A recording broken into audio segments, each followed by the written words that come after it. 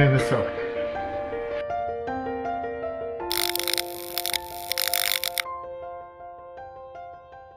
Eğer sıkı bir Instagram ve TikTok takipçisiyseniz, keşfete çıkan postları gezinmeyi seviyorsanız karşınıza mutlaka çıkmıştır. Geçmişte vefat eden yakınlarının resimlerini video haline getirebiliyorlar. Bazı yakınlarımız video işlerine yetişemediği için bu yakınlarımızın biz bu zamana kadar aslında video haline ulaşamadık. Benim kendi ailemde özellikle dedem yaklaşık 35 sene önce vefat etmiş. Dedem vefat ettiğinde halalarım çok küçük. Siyah beyaz resminden başka dedemin ulaşabilecekleri bir kaynağı yok. Bugünkü teknolojiyle artık vefat eden yakınlarımızın da resimlerimizi hareketli hale getirebiliyoruz. Bu uygulamaları da ücretsiz bir şekilde indirebiliyor olsanız da uygulama içerisinde ücretli satın almalar da var. Ama bence gerçekten son kuruşuna kadar da hak ediyor bu uygulamalar. Niye? Çünkü size bu zamana kadar sahip olmadığınız bir şey vaat ediyor. 28 sene sonra ilk defa dedemin videosunu göreceğim. Daha önceden elimde dedemin siyah beyaz bir resmi vardı. Akrabalardan da rica ettim. Sağ olsunlar bana resmi yolladılar. Şimdi bu resmin üzerinde çalışmalar yapacağız.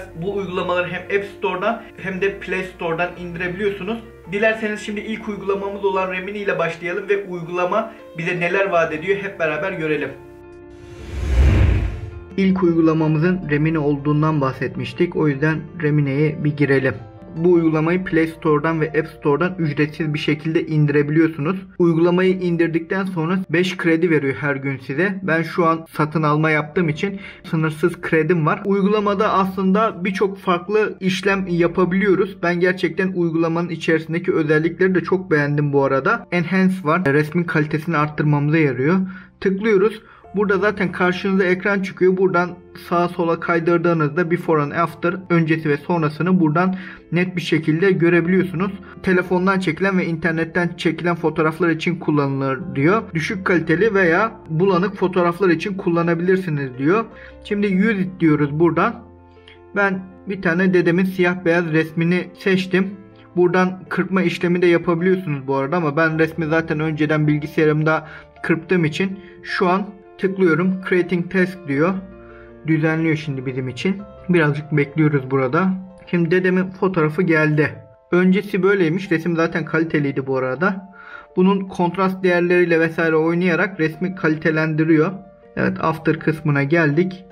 Bunu kaydettik.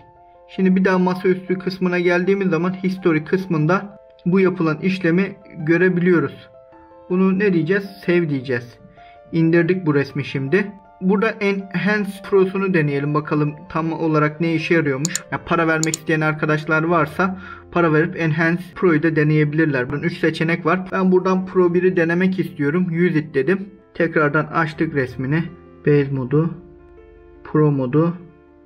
Birazcık renklendirdi bizim için.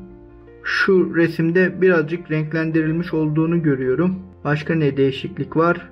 Şu resim birazcık daha gerçeğe daha yakın geldi bana. Ama zaten bu resmi sonradan renklendireceğimiz için şu an ben renklendirme istemiyorum. O yüzden bu plus'ı kullanmayacağım ben. Face Animator. Burada Face Animator işe yarıyor ama size 2 tane uygulama olduğundan bahsetmiştim. Face Animator'ı MyHeritage'den kullanacağız. MyHeritage'de geçmeden önce şunu göstermek istiyorum. Fotoğrafta Colorize seçeneği var. Siyah beyaz elimizde bir fotoğraf var. Zaten buradan resimden de görüyorsunuz. Use it diyeceğiz. Resmi seçeceğiz. Tıklayacağız. Biraz önce kalitesini arttırmıştık. Şimdi renk vereceğiz resme. Evet. Siyah beyaz fotoğrafı buymuş. Renkli fotoğrafı da buymuş. Bu renkli fotoğrafın çok mükemmel olduğunu söyleyemeyeceğim. Yine de elinizde bir renkli fotoğraf bulunabilmesi açısından bence güzel. Bunu da kaydettik. Şimdi Face Animator kısmını burada da göstereyim. Siz hangisini kullanmak istiyorsanız onu tercih edebilirsiniz.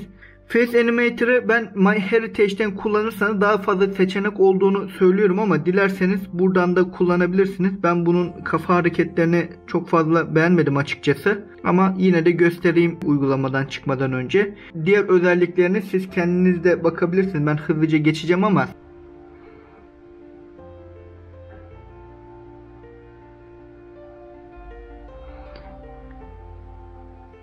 Evet. Şu an tekrardan oynatıyorum. Otomatik olarak yüze bir hareket işlemi gerçekleşti. Bu dediğim gibi buradan eğer tek uygulama kullanmak istiyorsanız, ya kardeşim beni uğraştırma, ben tek uygulamada işimi halledeyim diyorsanız buradan da bütün işlemlerinizi gerçekleştirebiliyorsunuz. Ama tek seçenek var yüz hareketi konusunda.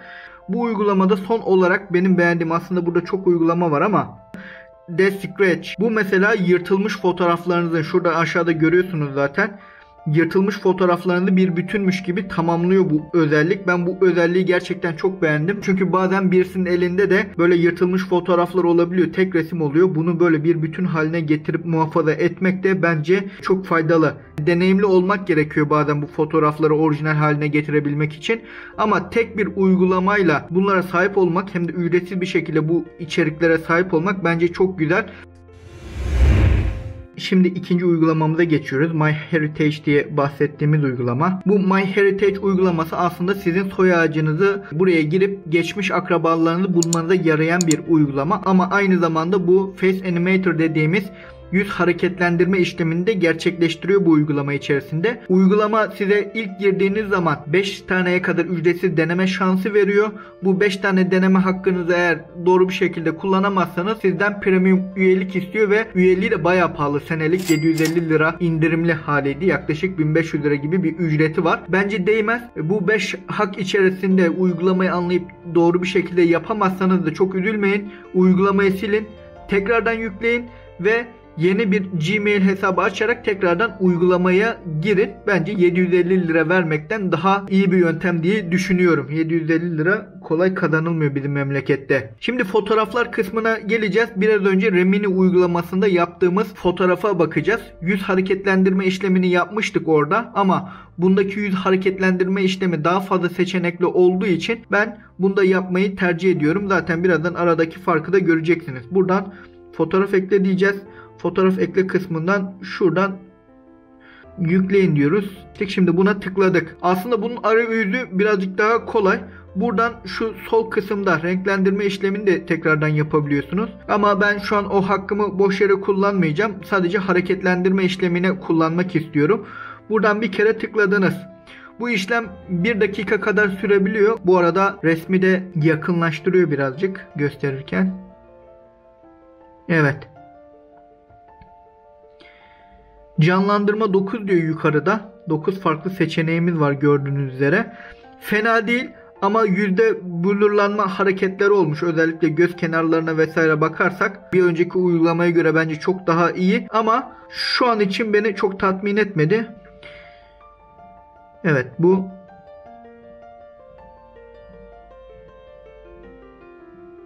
bunun da bu boyun kısımlarında özellikle gözlük kenarlarında vesaire baya kötü oldu. İkinci canlandırmaya bakıyoruz şu an. Sadece bulmak gerekiyor. 9 tane yüz hareketi var bunda. En iyisini seçmemiz lazım deneme yanılma yoluyla. Bunda da göz hareketlerinde birazcık bulanıklık olmuş ama genel itibariyle güzel olduğunu söyleyebiliriz. Ben bunu mesela kaydedeceğim bir kere. Canlandırma kaydedildi dedi. Hakkımı da sonuna kadar kullanacağım diğerlerini de. Yani tabii ki bir resmi 3 boyutlu hale getirmek kolay değil bu arada.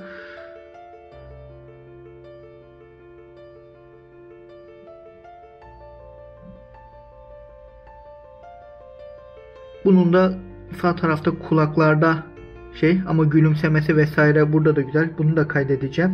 4'e tıklıyoruz. Muhtemelen birazdan hakkımız bitecek. Bizden ücretli işlem yapmamızı isteyecek ama bakalım. 4.'yü de deneyelim. Evet, bunun da gözü kenarlarına birazcık bozulma var. Ama yine Remini'ye göre güzel. Şimdi 5'e tıkladığımız zaman evet, bizden abonelik istedi. Senelik 1504 liradan 763 liraya düşüyormuş. Ama biz bunu vermeyeceğiz tabii ki. Evet, zaten kaydettik şu an. Dedemin videosuna sahip olduğumuz için tekrardan uygulamayı kullanmamıza gerek yok arkadaşlar. Gördüğünüz üzere. Diğer videosuna bakalım.